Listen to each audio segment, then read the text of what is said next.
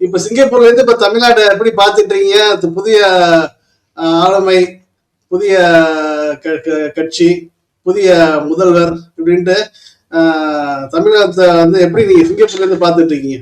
நமக்கு தமிழ்நாடு இங்க இருந்து பார்க்கும்போது புதியது. இளைஞர்கள் எதிர்பார்த்த ஒன்று அவங்களுக்காக நடந்திருக்கு.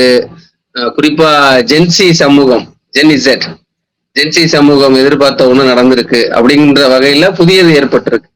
அந்த வகையில பாக்குறோமோ. வெளிநாட்டில் இருக்கக்கூடியவர்கள் மலேசியா, சிங்கப்பூர் அங்க இருக்கக்கூடிய தமிழர்கள் கூட நடிகர் விஜய் முதல்வர் ஆகுவாரா என்ற எதிர்பார்ப்பெல்லாம் என்னிடம் கேட்டார்கள். அதற்கு ஓரளவுக்கு நம்மளால கணித்து சொல்ல முடியவில்லை. அந்த நேரத்துல கணிச்சு நம்மளால சொல்ல முடியல. நம்மளுடைய எண்ணங்கள் எல்லாம் வேற இருந்தது.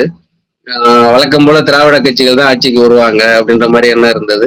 ஸோ அதன்படிதான் நம்ம சொன்னோம். ஏன்னா ஏற்கனவே நடிகர்கள் சிவாஜியில இருந்து, பாக்யராஜில இருந்து, டி ராஜேந்தர் இந்த மாதிரியான ரொம்ப சமீபத்துல ரஜினிகாந்த் அரசியலுக்கு வராமல் போனதும், கமலஹாசன் வந்து அவர் பின்னடைவு ஏற்பட்டதையும் நம்ம மனசுல வச்சுக்கிட்டு சாத்தியக்கூறுகள் ரொம்ப குறைவு அப்படிங்கிற மாதிரியான ஒரு கருத்து கணிப்பு சொல்லி இருந்தோம். எல்லாருக்கும் அந்த எண்ணம் தான் ஏற்பட்டிருக்கும். ஆனா அது முடிவு வந்து முற்றிலும் வேற இருந்துச்சு. முற்றிலும் வேற இருந்தது. இளைஞர் சமூகம் எதிர்பார்த்த ஒண்ணு நடந்துருச்சு. கண்டிப்பா அந்த அளவுல பாக்குறோம் நம்ம. இப்ப சமீபத்தான் இப்ப கட்சி தமிழகத்துல வந்து டிவிகே கட்சி தமிழக முதல்வராக இருக்கக்கூடிய சிஎம் விஜய் அவர்கள் கிட்டத்தட்ட ஒரு 10 நாள் கூட ஆகல. அதுக்குள்ள வந்து எதிர்கட்சிகளுடைய செயல்பாடு வந்து மிக வேகம் எடுத்துட்டாங்கன்னு சொல்லலாம். இது எப்படி பாக்குறீங்க? எதிர்கட்சிகள் எப்பவும் அப்படிதான் இருக்கும். இப்போ எல்லாரும் வழக்கமா சொல்றதுதான், ஒரு நாணயத்தின் இரு பக்கங்கள் தான் ஆளுங்கட்சி எதிர்கட்சின்னு சொல்லுவாங்க.